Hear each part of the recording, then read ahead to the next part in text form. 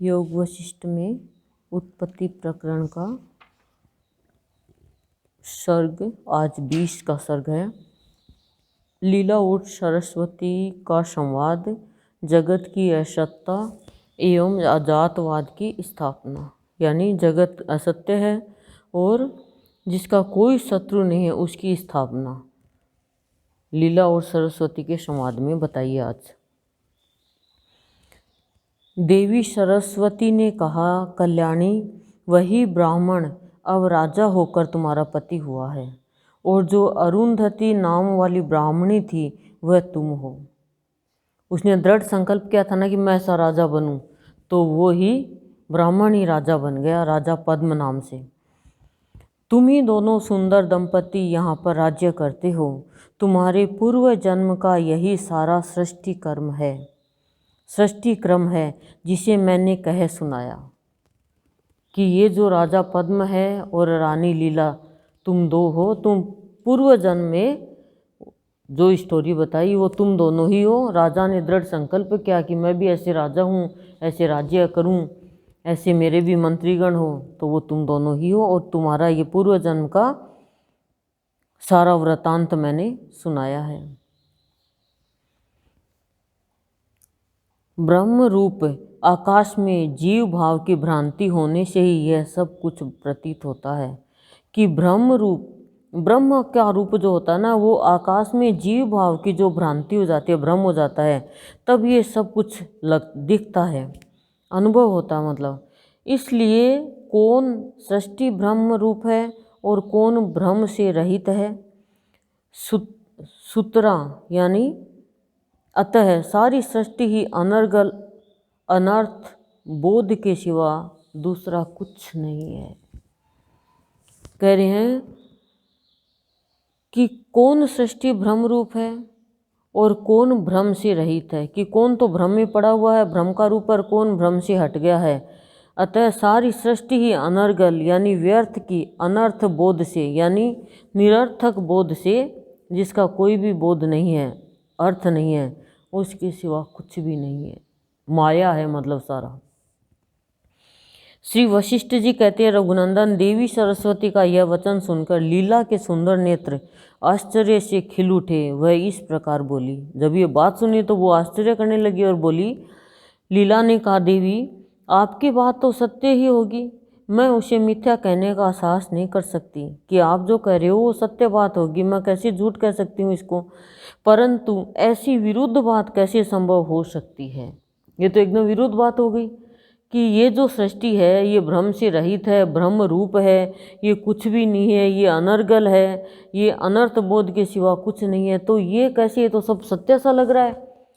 तो कह रहे हैं, कहाँ ब्राह्मण का जीव अपने घर में है और कहाँ इतने बड़े विशाल प्रदेश में हम लोग स्थित है।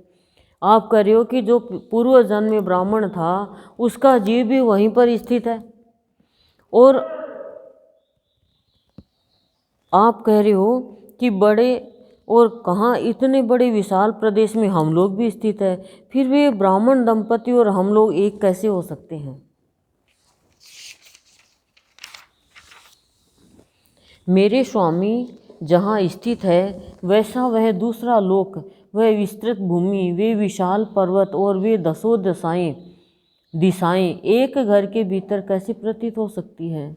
सर्वेश्वरी, यदि कोई कहे कि एक सरसों के दाने के भीतर मतवाला ऐरावत हाथी बंधा हुआ है, परमाणु के भीतर बैठे हुए एक मच्छर ने सिंह समूह के साथ युद्ध किया, सुमेरु पर्वत कमल गट्टे के भीतर रखा हुआ है, तो जैसे ये सारी बातें असंभव होने के कारण असमंजस प्रतीत होती है, ठीक नहीं लगती, उसी प्रकार उस घर के अंदर वे विशाल भूलोक और पर्वत है, वह कथन भी असंभव एवं असंगत, यानी सत्य सी असंगत, जिसका कोई मतलब संगति नहीं हो, ऐसा जान पड़ता है। मतलब ये आश्चर्य हो रहा है कि कैसे हो सकता है।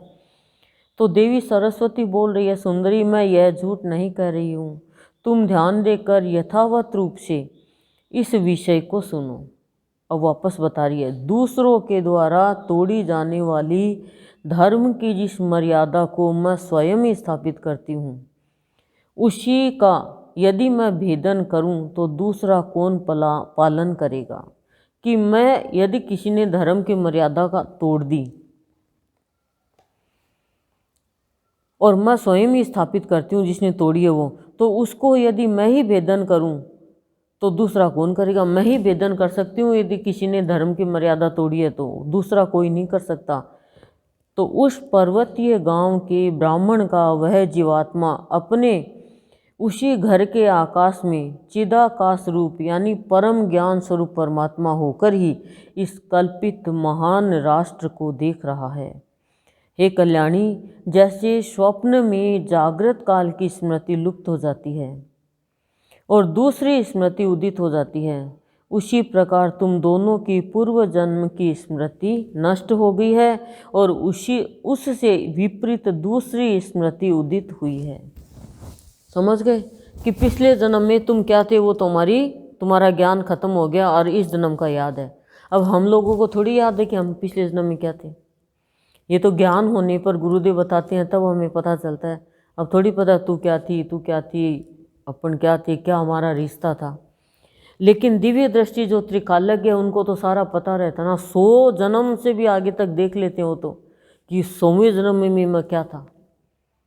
भगवान को तो पता ही रहता है ना, स्त्री थे, पुरुष थे, पशु थे, पक्षी थे, जड़ वस्तु थे, क्या थे, सब चीज़ का पता रहता है।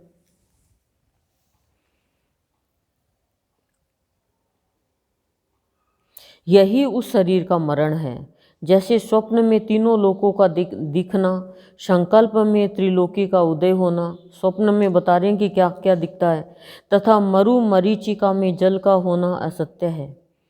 कि स्वप्न में तीनों लोकों का दिखना असत्य है, संकल्प में त्रिलोकी का उदय होना असत्य है, मरीचिका में जल का होना असत्य है। फिर भी वहाँ उन वस्तुओं की प्रतीति होती है, फिर भी ज्ञान होता है। उसी प्रकार ब्राह्मण के घर के भीतर पर्वत, वन और नगरों सहित भूमि का होना यद्यपि असत है, तो भी वहाँ इन सब की प्रतीति होती है। तो भी यह मतलब ये विश्वास होता है, जो असत्य से उत्पन्न हुआ है वह असत है, जो स्मृति से उत्पन्न हुआ है वह भी असत है। जैसे मृग तृष्णा की नदी में जल का होना मिथ्या है, कि जहाँ पे रेगिस्तान है और वहाँ पे पानी दिखता है तो ये झूठा ही है ना। फिर उस जल में जो तरंग की प्रतीति होती है वह सत्य कैसे हो सकती है। कि उस जल में फिर यदि ऐसे लगता है कि जल की वो तरंगे उठ रही है तो वह भी असत्य है। बेटी, उस पर्वतीय ग्रह के आकाश रूपी कोश में स्थित तुम्हारा जो यह घर है तथा जो मैं हूँ और तुम हो, यह सब कुछ तुम केवल चिन्मय आकाश रूप ब्रह्म ही समझो। कि जो भी कुछ दिख रहा है ये ब्रह्मा का रूप ही समझो। इस विषय को स्पष्ट रूप से समझने और समझाने के लिए स्वप्न, भ्रम, संकल्प और अपने अपने अनुभव की परंपरा ही मुख्य प्रमाण यानी उदाहरण है। करिए इन सब को समझने के लिए स्वप्न है, भ्रम है और संकल्प है और अपने अपने खुद के प्रमाण यानी उदाहरण है, इसी से समझा जाएगा। और अनुभव की परंपरा से ब्राह्मण के उस पर्वतीय घर के भीतर उस ब्राह्मण का जीव है। उस जीवाकाश में यानी जीवात्मा के संकल्प में समुद्र और वनों से परिपूर्ण यह पृथ्वी है। उस ब्राह्मण के घर के भीतर इस नूतन सृष्टि में जो यह नगर निर्मित हुआ है, यह यद्यपि मन में बैठ गया है, तथापि ब्राह्मण का वह पहला घर आज भी मौजूद ही है, नष्ट नहीं हुआ। कि पहला घर भी मौजूद है, वो घर में बैठ गया है, अंदर में जीवात्मा में वह भी मौजूद है, नष्ट नहीं हुआ है। जैसे इस जगत सृष्टि की प्रतीति आभास मात्र है, कि अनुभव मात्र है, उसी प्रकार क्षण, कल्प आदि की प्रतीति भी आभास मात्र है, वास्तविक नहीं। परमात्मा में जो तू, मैं इत्यादि भावों का अध्यास है यानी मिथ्या ज्ञान है।